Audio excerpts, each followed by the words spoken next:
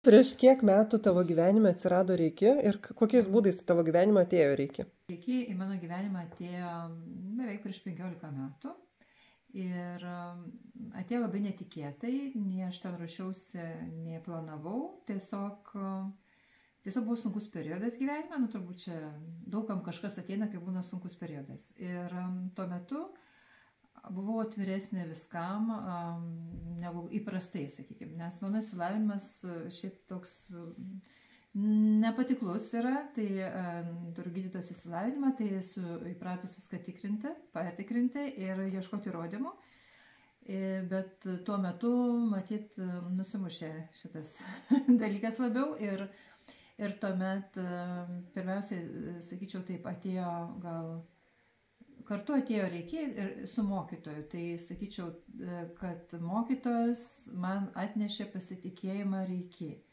Ir prieš tai aš nieko nežinojau apie Reiki, neskaičiau, neruošiausi, apskritai apie dvasinės praktikas iš viso nieko nežinojau, bet kai atėjo žmogus, kuriuo aš pasitikėjau, tada jisai man ir atnešė Reiki. Ir tada gyvenimas pakrypo visiškai kitą linkmę. Ir aš savo gyvenimą skirstau iki Reiki ir po Reiki. Ir tiesiog atsirado pasitikėjimas, atsirado kitas matymas ir aš labai apsidžiaugiau. Dėl to, kad tas materialus matymas man buvo jau labai atsibodęs, nes aš jau viską numatydavau į priekį ir galvodavau, taip dabar bus kitaip. Ir tai jau buvo nuobodu, nebeįdomu ir stereotipiška. Ir kai atsirado Reiki, atsirado tokie horizontai.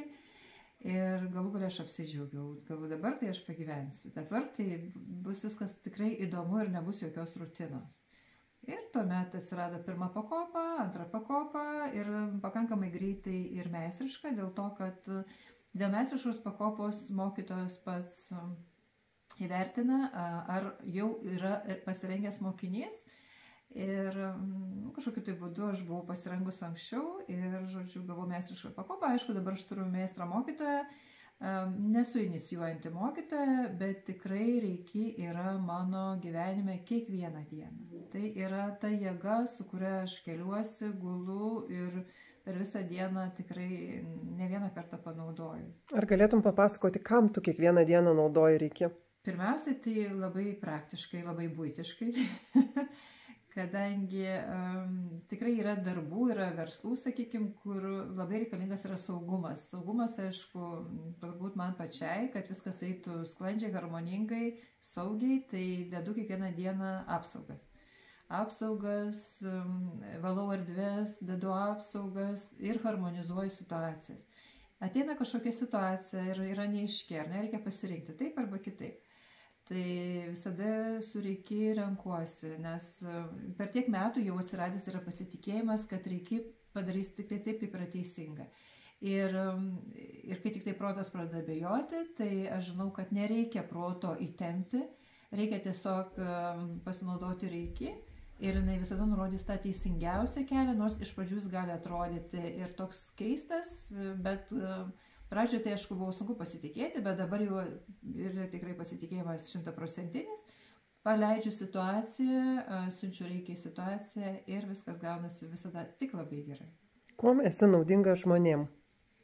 Kiekvienas žmogus yra kažko naudingas, ar ne? Tai aš savo naudą matau žmonėm per tai, kokias savybės aš įdarbinu. Tai kadangi turiu tokių organizacinių savybių, tai ir, sakykime, stengiuosi jas panaudoti, bet sritį turiu labai aiškę, tai yra vis tik tai dvasinės praktikos, tai viskas, kas susijęs su žmogaus tobulėjimu, su dvasingumu, o dvasingumas, žmonės galvoja, kad dvasingumas yra tiesiog kažkas tokio neapčiuopiamo ir tai yra ne visiems ir kažkodėl tai yra prabanga į dvasingumą eiti arba atvirkščiai, tai yra nesąmonė kažkokia. Bet dvasingumas tai yra labai paprastas dalykas. Tai yra visatos dėsnių žinojimas ir taikymas jų gyvenime. Tai arba tu juos taikai, arba jų netaikai. Jeigu netaikai, tu gyveni sudėtingiau, jeigu taikai, tu gyveni lengviau. Tiesiog kokybė gyvenimo yra daug geresnė. Tai tiesiog aš padedu prikviesti žmonės ir sudominti. Ir tai yra renginių organizavimai, tai yra seminarai, tai yra mokymai, tiesiog daugiau iš tos vadybinės pusės. Darau tai, ką sugebu. Kodėl Lietuvos Reiki asociacija?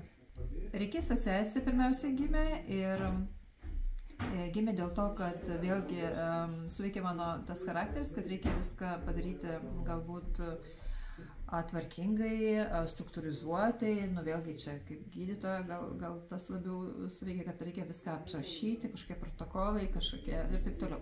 Tai, žodžiu, bet tai visada padėjo man gyvenime ir šiuo momentu taip pat. Ir norisi, kad būtų juridinis asmuo ir vienytų mūsų Reiki bendruomenę ir kad galų gale Reiki, tradicinis Reiki, kurio atstovė aš esu, būtų standartas, kuris kaip etalonas žmonėm ir jeigu žmonės ateina, jie žinotų, kad jeigu jie gauna mokymus, tie mokymai turėtų atitikti tą standartą ir sekantis etapas tai būtų kvalifikacijos vertinimas, ar ne, ką mes planuojame Reiki asociacijoje, dabar jau Lietuvos Reiki asociacijoje ir tuomet žmonės ir labiau savim pasitikėtų ir jeigu jie teikia paslaugas, kad ta paslauga būtų standartizuota ir kad tiesiog jie žinotų, ką jie gali duoti žmonėm, o žmonės žinotų, ką jie gali gauti, kokią paslaugą jie gali gauti. Kodėl Lietuvos Reiki asociacija? Todėl, kad mes pradėjom dirbti, sakykime, lokaliau, tačiau mūsų mokiniai ir mokytojai, jie yra iš visos Lietuvos ir mes nuo šiol veiksime geografiniu principu.